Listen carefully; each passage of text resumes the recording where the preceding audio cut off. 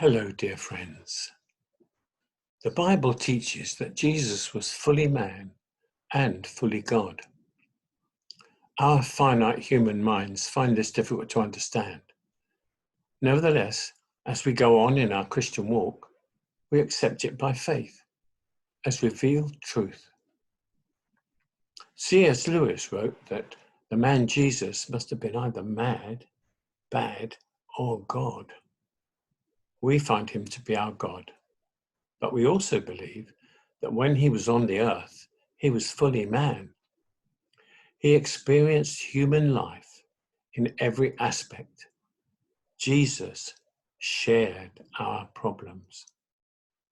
He completely understands what we're going through.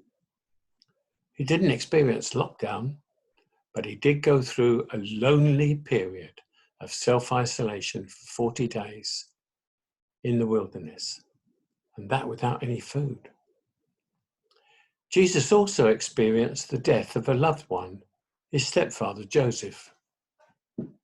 Joseph wasn't present at the cross, and as the eldest son, Jesus had assumed full responsibility for his mother Mary.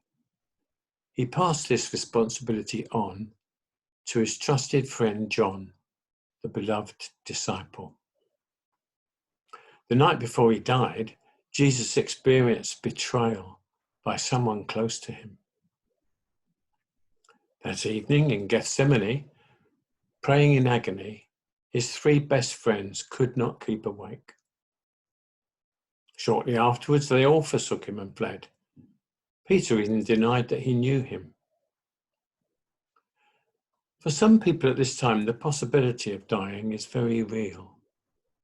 As Jesus entered Jerusalem on Palm Sunday, he knew in his heart that he'd come there to die. He knew that this Passover festival would be his last.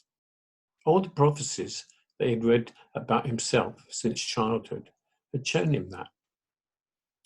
But he was able to face death steadfastly, so long as he knew that it was his Father's will. He knew that his times were in God's hands. We can really know for ourselves that Jesus shares our problems. He does understand our circumstances perfectly, whatever we are going through.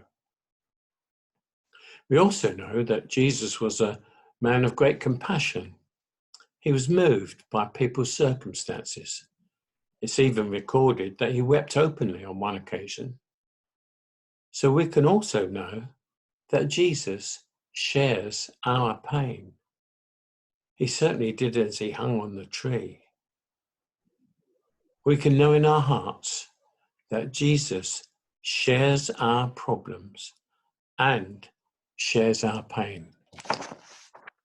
If you are fearful at this time, then be assured that Jesus can also share his peace with you.